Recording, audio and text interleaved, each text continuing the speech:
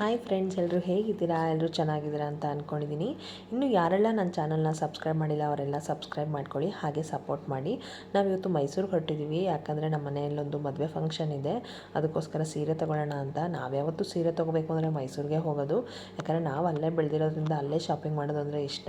ಅದರಲ್ಲೂ ಇನ್ನೊಂದು ವಿಚಾರ ಏನಂದರೆ ನಮ್ಮ ಅಪ್ಪ ಅಮ್ಮನ ಮನೆಗೆ ಹೋಗೋದು ಅಂದರೆ ನಮ್ಗೆ ಅದೊಂದು ಚಾನ್ಸ್ ಸಿಕ್ತಂಗೆ ಆಗುತ್ತೆ ಅಂತ ಮೈಸೂರಿಗೆ ಹೊರಟ್ವಿ ಎಲ್ಲರೂ. ನಾನು ನಮ್ಮ ಮನೆಯವರು, ನನ್ನ ಮಕ್ಕಳು, ನಮ್ಮ ಅಕ್ಕ, ನಮ್ಮ ಅಕ್ಕನ ಮಗಳು ಇಷ್ಟು ಜನ ಹೊರಟ್ವಿ. ನಾವೆಲ್ಲೇ ಹೋಗಬೇಕು ಅಂದರೂ ನಮ್ಮ ಭಾವ ತಪ್ಪಿದ್ರೆ ನಮ್ಮ ಮನೆಯವರು ಇಬ್ಬರಲ್ಲೊಬ್ಬರು ಕಾರಲ್ಲಿ ಕರ್ಕೊಂಡು ಹೋಗ್ತಾರೆ. ಹಾಗೆ ಹೋಗ್ತಾ ದಾರಿಲಿ ಡೀಸೆಲ್ ಹಾಕಿಸ್ಕೊಂಡು ಹೊರಟ್ವಿ. ಮೈಸೂರಿಗೆ ಹೋಗ್ಬೇಕಾದ್ರೆ ಸುತ್ತಮುತ್ತ ವ್ಯೂಸ್ ಅಂತೂ ತುಂಬ ಚೆನ್ನಾಗಿತ್ತು. ವೆದರ್ ಬೇರೆ ಮಳೆ ಬರೋ ಥರ ಆಗಿತ್ತು. ಎಲ್ಲ ಚೆನ್ನಾಗಿ ಎಂಜಾಯ್ ಮಾಡ್ಕೊಂಡು ಹೋಗ್ತಾಯಿದ್ವಿ ಕಾರ್ನಲ್ಲಿ. ನನ್ನ ಮಕ್ಕಳಂತೂ ಇಬ್ಬರು ಕಿತ್ತಾಡ್ತಾನೆ ಇರ್ತಾರೆ, ಕಾರಲ್ಲೂ ನೋಡಿ ಹೇಗೆ ಕಿತ್ತಾಡ್ತಾರೆ ಅಂತ. ಹಾಗೆ ನಮ್ಮ ಅಕ್ಕನ ಮಗಳು ಅವರಿಬ್ಬರು ಸೇರ್ಕೊಂಬಿಟ್ರಂತೂ 3 ಜನನೂ ಕಂಪ್ಲೇಂಟ್ ಹೇಳೋದೇ ಸಾಕಾಗುತ್ತೆ ನಮಗಂತೂ ಕೇಳಿ ಕೇಳಿ. ತುಂಬ ಗಾಳಿ ಬೇರೆ, ಸಿಕ್ಕಾಪಟ್ಟೆ ಗಾಳಿ ಬೇರೆ ಬರ್ತಾಯಿತ್ತು. ನೋಡಿ ಹೆಂಗೆ ಕಚ್ಚಾಡ್ತಾರೆ ಅಂತ. ನಾವು ಬಿಡಿಸೋದೇ ಆಗುತ್ತೆ, ಸ್ವಲ್ಪ ಹೊತ್ತು ನೋಡ್ತೀವಿ, ಆಮೇಲೆ ಅವರೇ ಸರಿ ಹೋಗ್ತಾರೆ ಅಂತ ಸುಮ್ಮನೆ ಬಿಟ್ಬಿಡ್ತೀವಿ. ಮಳೆ ಬೇರೆ ಬರೋ ಥರ ಆಗೋಯ್ತು ಅಷ್ಟೊತ್ತಿಗೆ. ಮೈಸೂರು ಎಂಟ್ರೆನ್ಸ್ ಆದ್ವಿ ನಾವು. ಮೈಸೂರು ಎಂಟ್ರಿ ಆಗ್ತಿದ್ದಂಗೆ ಏನೋ ಒಂಥರ ಖುಷಿ, ನಮ್ಮೂರಿಗೆ ಬಂದ್ವಿ ಅಂತ. ಬೆಂಗಳೂರಿನಲ್ಲಿ ಈ ವೆದರೇ ಆಗಲಿ, ಈ ಸುತ್ತಮುತ್ತ ನೋಡೋದಕ್ಕೆ ಆಗಲಿ ಬೆಂಗಳೂರಲ್ಲಿ ಇಷ್ಟು ಚೆನ್ನಾಗಿರಲ್ಲ. ನಮಗೆ ಮೈಸೂರೇ ತುಂಬ ಇಷ್ಟ ಬ್ಯಾಂಗ್ಳೂರಿಗಿಂತ. ನಮ್ಮ ದೊಡ್ಡಕ್ಕ ಮತ್ತು ನಮ್ಮಮ್ಮ ಆಗಲೇ ಪರ್ಚೇಸಿಂಗ್ ಶುರು ಮಾಡ್ಕೊಂಡಿದ್ರು. ನಮ್ಮ ಅಕ್ಕನೂ ಸೀರೆ ತೊಗೋಬೇಕು ಅಂತ ಅವಳು ನಾಗಮಂಗಲದಿಂದ ಬಂದಿದ್ಲು. ಅವಳಿಗೆ ಫೋನ್ ಮಾಡ್ಕೊಂಡು ನಾವು ತಿಳ್ಕೊಂಡ್ವಿ ಎಲ್ಲಿದ್ದೀರಾ ಅಂತ. ಅಲ್ಲಿಗೆ ಹೊರಟ್ವಿ. ನೋಡಿ, ಇದು ಅರಮನೆ. ಅವಳು ಎಲ್ಲಿದ್ದೀರಾ ಅಲ್ಲಿಗೆ ಫೋನ್ ಮಾಡ್ಕೊಂಡು ತಿಳ್ಕೊಂಡಿದ್ವಲ್ಲ, ಅಲ್ಲಿ ನಿಲ್ಲಿಸ್ಬಿಟ್ಟು ನಾವು ಕಾರ್ನ ಪಾರ್ಕಿಂಗ್ ಮಾಡಿಕೊಂಡು ಅವ್ರ ಹತ್ರ ಹೊರಟ್ವಿ ನಾವು. ನೋಡಿ ಎಷ್ಟೆಲ್ಲ ಐಟಮ್, ತುಂಬ ಚೆನ್ನಾಗಿತ್ತು ಮಾತ್ರ. ಎಲ್ಲ ಐಟಮ್ಗಳೆಲ್ಲ ನೋಡ್ತಾಯಿದ್ರೆ ಅದು ತೊಗೋಬೇಕು ಇದು ತೊಗೋಬೇಕು ಅನ್ನಿಸ್ತಾನೆ ಇರುತ್ತೆ. ಬಟ್ ನಾವು ಸ್ಯಾರಿ ತೊಗೊಳಕ್ಕೆ ಬಂದಿರೋದು ಅಂತ ಸ್ಯಾರಿ ತೊಗೊಳಕ್ಕೆ ಹೊರಟ್ವಿ. ಫಸ್ಟು ನಾವು ಸೆಂಧಿಲ್ ಕುಮಾರ್ ಟೆಕ್ಸ್ಟೈಲ್ಗೆ ಹೋದ್ವಿ.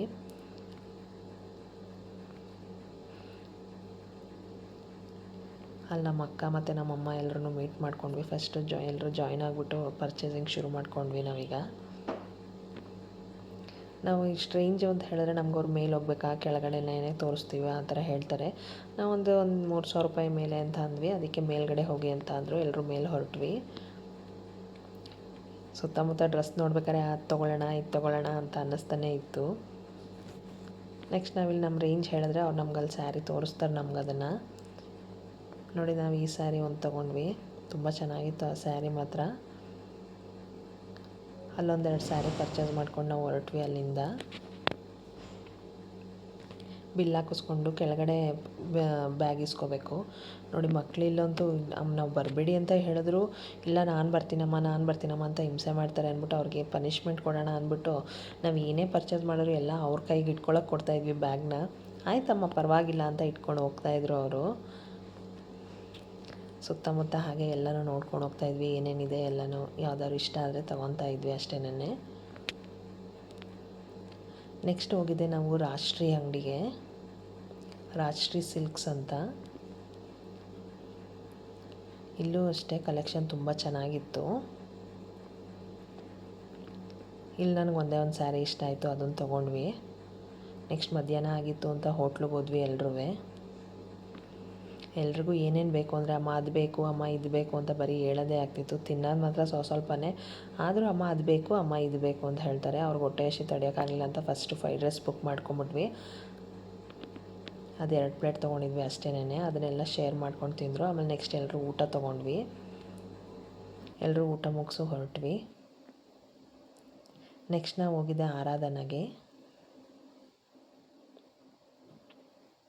ನನ್ನ ದೊಡ್ಡ ಮಗ ನೋಡಿ ನಮ್ಮಮ್ಮನ ಕೈ ಇಟ್ಕೊಂಡು ನಮ್ಮಮ್ಮನ ನಿಧಾನಕ್ಕೆ ಮೆಟ್ಲು ಹತ್ತಿಸ್ತಾ ಇದ್ದಾನೆ.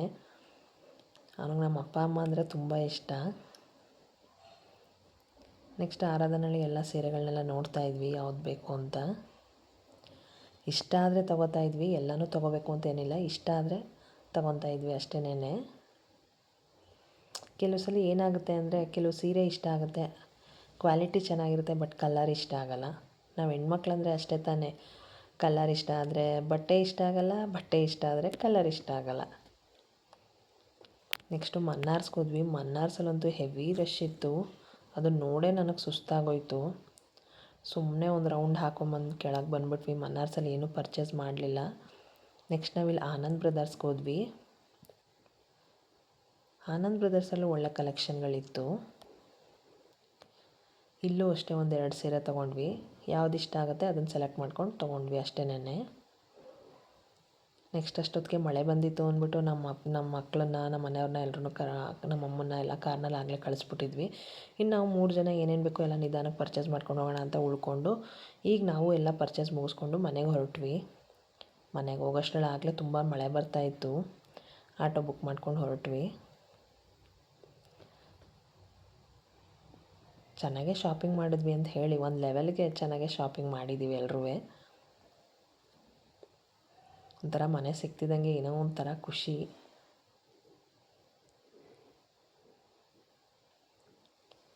ನಮ್ಮ ಅಪ್ಪನ ನೋಡಿದ್ವಿ. ನೆಕ್ಸ್ಟ್ ನನ್ನ ತಂಗಿ ಪಾಪು ಎಲ್ಲರನ್ನೂ ನೋಡ್ಕೊಂಡು ತುಂಬ ಖುಷಿ ಆಯಿತು. ಮನೆಗೆ ಹೋದ ತಕ್ಷಣ ನೋಡಿ ಯಾವ್ಯಾವ ಸೀರೆ ತೊಗೊಂಡ್ವಿ ಅಂತ ನಾನು ನಿಮಗೆ ತೋರಿಸ್ತಾ ಇದ್ದೀನಿ. ಚೆನ್ನಾಗಿತ್ತು ಎಲ್ಲ ಸೀರೆಗಳೂ. ನೆಕ್ಸ್ಟು ರಾತ್ರಿ ಆಗಿತ್ತು, ಎಲ್ಲ ಊಟ ಮಾಡಿ ಮಲ್ಕೊಂಡ್ವಿ.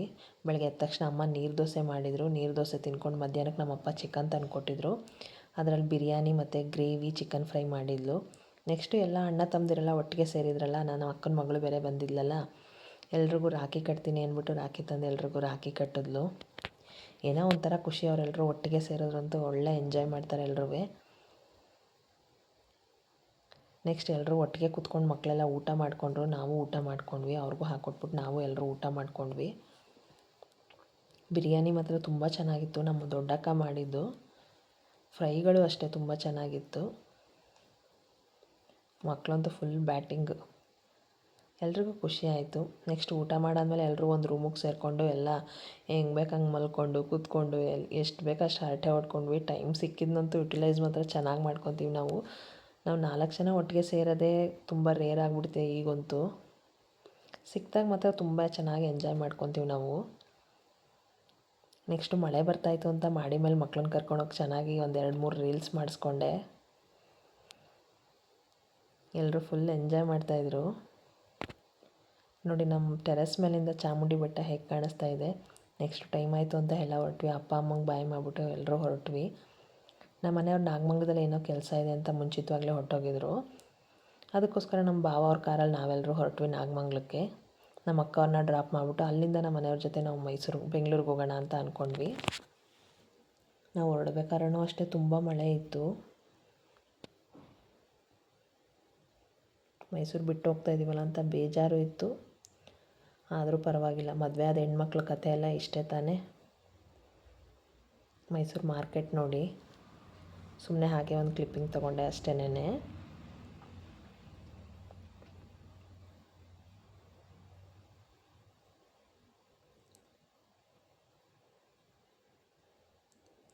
ನಾಗಮಂಗಲ ಸಿಕ್ತು. ನಾಗಮಂಗಲದಲ್ಲಿ ನಮ್ಮ ಭಾವವ್ರದ್ದೊಂದು ಮೈಸೂರು ರೋಡಲ್ಲಿ ಒಂದು ಡಾಬಾ ಇದೆ. ಹಾಗೆ ಬಡಗುಲಮ್ಮನ ದೇವಸ್ಥಾನ ಎದುರುಗಡೆನೇ ಒಂದು ಭುವನೇಶ್ವರಿ ಹೋಟ್ಲ್ ಅಂತ ಇದೆ. ನಾಟಿ ಸ್ಟೈಲ್ ಹೋಟೆಲ್ ಅದು. ಬಾಳೆ ಎಲೆ ಊಟ ಫೇಮಸ್ಸು ಮಾತ್ರ, ತುಂಬ ಚೆನ್ನಾಗಿರುತ್ತೆ ರುಚಿ. ನೀವು ಯಾರಾದರೂ ನಾಗಮಂಗಲದ ಸೈಡಲ್ಲಿದ್ದರೆ ಆ ಹೋಟ್ಲಿಗೆ ಹೋಗಿ ವಿಸಿಟ್ ಮಾಡಿ. ನೆಕ್ಸ್ಟ್ ನಾನು ಡಾಬಾದೊಂದು ಸಪ್ರೇಟ್ ಒಂದು ವೀಡಿಯೋ ಮಾಡಿ ಹಾಕ್ತೀನಿ. ತುಂಬ ಚೆನ್ನಾಗಿರುತ್ತೆ ಡಾಬಾದಲ್ಲೂ ಅಷ್ಟೇನೆ, ಇಲ್ಲೂ ಅಷ್ಟೇ. 2 ಹೋಟ್ಲಲ್ಲೂ ರುಚಿ ತುಂಬ ಚೆನ್ನಾಗಿರುತ್ತೆ. ಒಂದ್ಸಲ ಟ್ರೈ ಮಾಡಿ ನೋಡಿ. ನೋಡಿ ಇದೇ ಹೋಟೆಲ್ಲು. ನೆಕ್ಸ್ಟು ಹೋದ್ವಿ. ನಮ್ಮ ಭಾವ ನಮ್ಮನ್ನು ವೆಲ್ಕಮ್ ಮಾಡೋಕ್ಕೆ ಆಚೆನೇ ನಿಂತಿದ್ರು.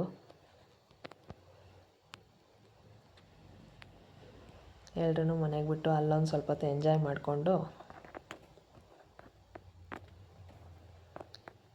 ಬ್ಯಾಂಗ್ಳೂರು ಕಡೆಗೆ ಹೊರಡೋಣ ಅಂದ್ಬಿಟ್ಟು ಪುನಃ ಎಲ್ರಿಗೂ ಬಾಯ್ ಮಾಡಿಬಿಟ್ಟು ಬ್ಯಾಂಗ್ಳೂರಿಗೆ ಹೊರಟ್ವಿ. ತುಂಬ ಮಳೆನೇ ಮಾತ್ರ, ಟ್ರಾಫಿಕ್ ಬೇರೆ. ಮಳೆಗೂ ಅದಕ್ಕೂ ಗಾಡಿಗಳೆಲ್ಲ ಒಂದಕ್ಕೊಂದು ನಿಧಾನಕ್ಕೆ ಹೋಗಬೇಕು ಅನ್ನೋ ಥರ ತುಂಬ ಭಯ ಬೇರೆ ಆಗ್ತಾಯಿತ್ತು. ನನಗಂತೂ ಸಿಕ್ಕಾಬಟ್ಟೆ ಮಳೆ ಮಾತ್ರ. ನಾವು ಮನೆಗೆ ಬಂದು ತಲುಪೋಷ್ಟರಲ್ಲಂತೂ ರಾತ್ರಿ 10:30 ಆಗೋಗಿತ್ತು. ಅಷ್ಟೇ. ಥ್ಯಾಂಕ್ ಯು ವಿಡಿಯೋ ನೋಡೋದಕ್ಕೆ.